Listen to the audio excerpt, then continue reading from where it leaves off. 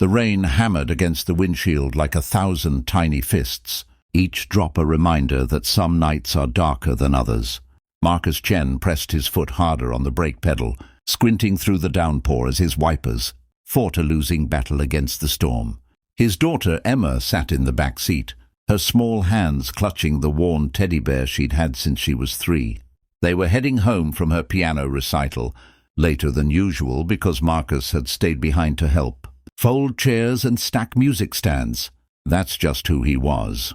Always the one to stay a little longer, help a little more, even when exhaustion pulled at his bones. "Daddy, look!" Emma's voice cut through the drumming rain. Marcus slowed the car, his eyes following where his daughter pointed. At the bus stop ahead, illuminated by the sickly yellow glow of a streetlight, sat a figure hunched against the plexiglass shelter.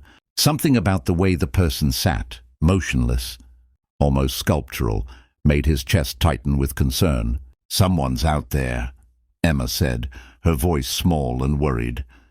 Marcus pulled the car to the curb, his mechanic's hands gripping the steering wheel as he debated with himself.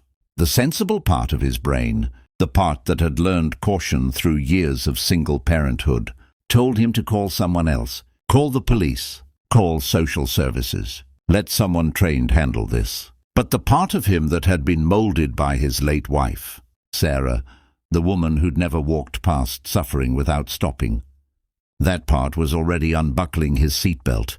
"Stay in the car, sweetheart. Lock the doors." Marcus stepped into the rain, immediately soaked through his thin jacket. As he approached, his heart sank further with each step. The figure was a young woman, maybe 19 or 20, wearing clothes far too thin for October's bite. Her dark hair hung in wet ropes around her face, and her eyes, when they lifted to meet his, held a mixture of fear and resignation that hit him like a physical blow. "Miss, are you okay? Do you need help?" She opened her mouth, but only a soft, broken sound emerged. Her lips formed words, but her voice seemed trapped somewhere deep inside. Then Marcus noticed her hands. They rested in her lap at odd angles, fingers curled and unmoving. His eyes traveled down and his breath caught. A battered wheelchair sat collapsed beside the bench, its frame twisted, one wheel bent at an impossible angle. "Oh God," Marcus breathed. "What happened?" "Can you move?" The young woman's eyes filled with tears and she shook her head slowly. Through gestures and broken attempts at speech, Marcus pieced together a story that made his blood boil. She'd been on the bus. Someone had stolen her bag with her phone and wallet. When she'd tried to stop them, they'd pushed her and she'd fallen. The bus driver had put her and her broken wheelchair at this stop, promising to call for help. That had been 2 hours ago. Marcus felt rage surge through him, but he pushed it down. Anger wouldn't help her now. Action would. "Come with me," he said gently, crouching to meet her eyes. "I'm Marcus. I have my daughter in the car. We're going to get you somewhere warm and safe, okay? I promise you I'm not going to hurt you. I'm a father, and right now you need help that I can give." The young woman studied his face for a long moment. Marcus didn't look away, letting her see whatever she needed to see. Finally she nodded, just once, and Marcus saw something shift in her expression, a tiny ember of hope in the darkness. Getting her to the car proved more challenging than Marcus anticipated. She couldn't support her own weight, and carrying her felt both necessary and terrifyingly intimate.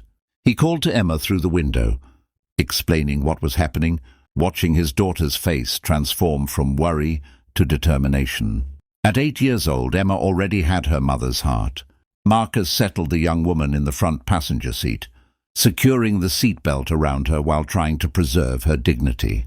He grabbed the broken wheelchair, cramming it into the trunk. As he climbed back into the driver's seat, water streaming from his hair, he caught the young woman looking at the photo, dangling from his rearview mirror. Him, Emma and Sarah, taken 3 years ago before cancer had stolen his wife away. "That's my mommy," Emma said softly from the back seat. "She died, but Daddy says she's still with us, watching."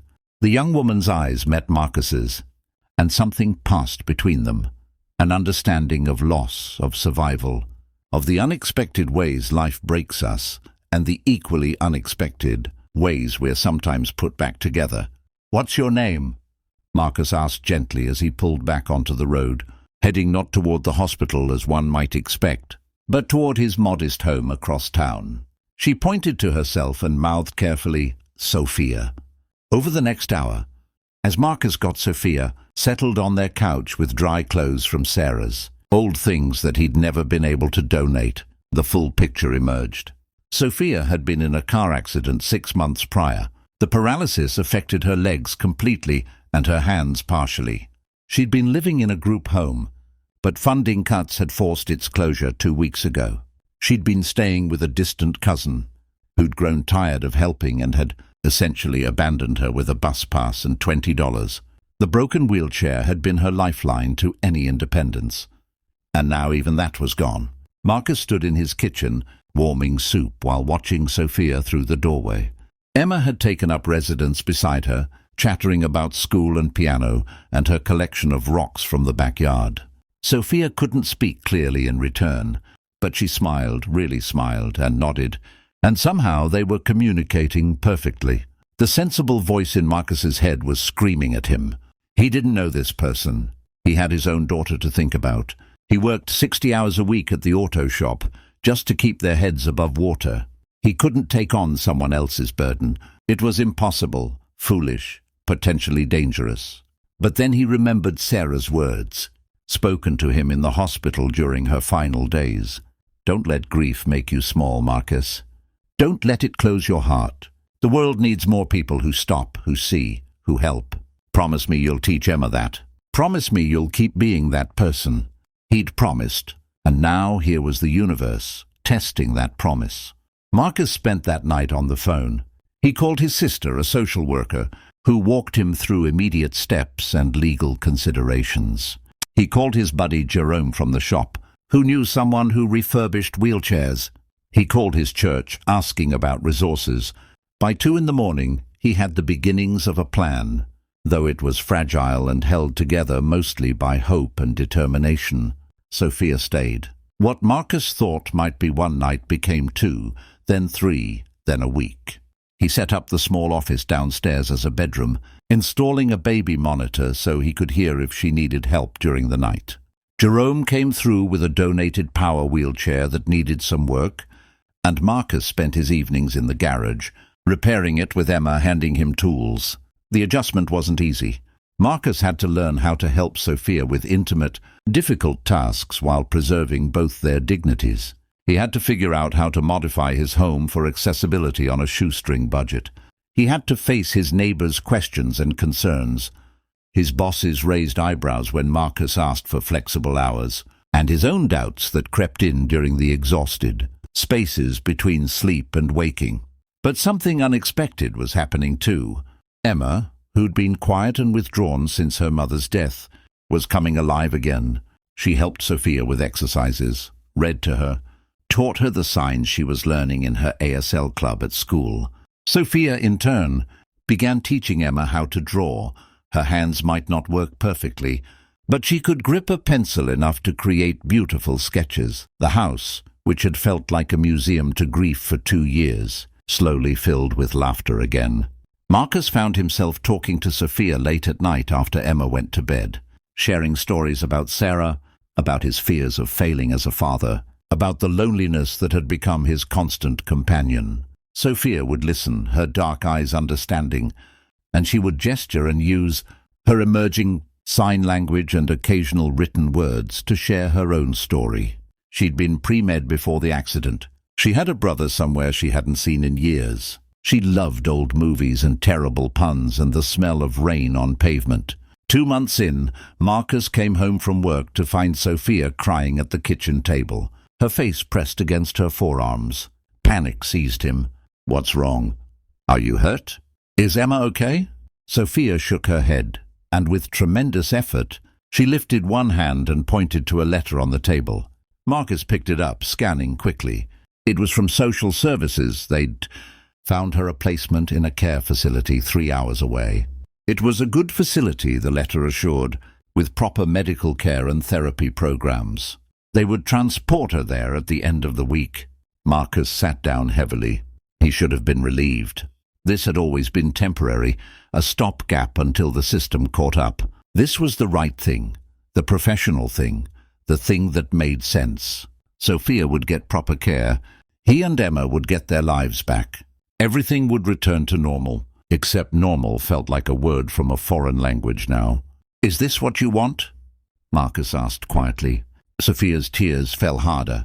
She shook her head violently, then grabbed a pen with shaking fingers and scrawled on the back of the letter, "Home, this is home." Marcus felt something break open in his chest, something that had been locked tight since Sarah died. He'd been so focused on surviving, on protecting Emma from more loss, on not making his life any harder than it already was, that he'd forgotten something essential. Life wasn't about ease. It wasn't about safety. It was about connection, about showing up, about choosing love, even when love was complicated and messy and hard. He thought about Sarah, about the way she'd fought to stay alive, not because living was easy, but because loving them was worth every difficult moment. He thought about Emma. Learning that family wasn't just biology, but choice and commitment and showing up day after day.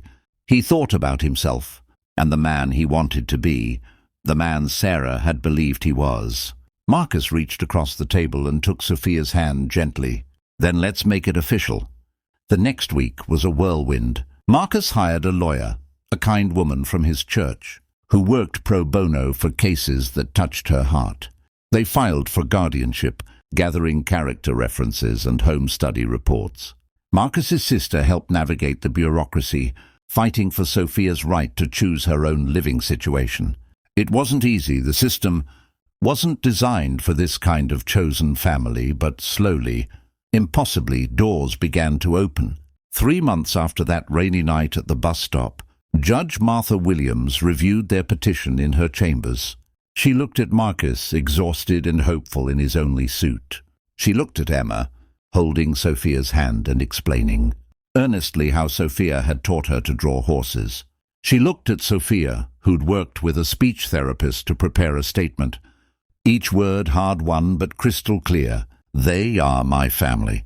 Judge Williams smiled, signed the papers, and said, "Young lady, I think you found yourself one hell of a guardian angel." But Marcus knew the truth was more complicated and more beautiful than that. Yes, he'd stopped that night. Yes, he'd opened his door and his home. But Sophia had saved them too, saved him from drowning in grief, saved Emma from losing the lessons her mother had wanted her to learn, saved their house from being just walls and furniture instead of a home. That evening, they celebrated with Emma's favorite meal, spaghetti and meatballs that Sophia had helped prepare, her hands growing stronger every day with therapy. As Marcus watched his daughter and Sophia laughing over a terrible joke, tomato sauce on both their faces, he felt Sarah's presence so strongly it took his breath away. He'd kept his promise. He'd stayed open.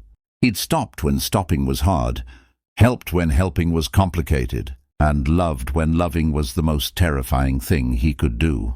"Thank you," Sophia signed to him across the table. Marcus signed back, using the gestures Emma had taught him. "Thank you too." Because that was the secret, really.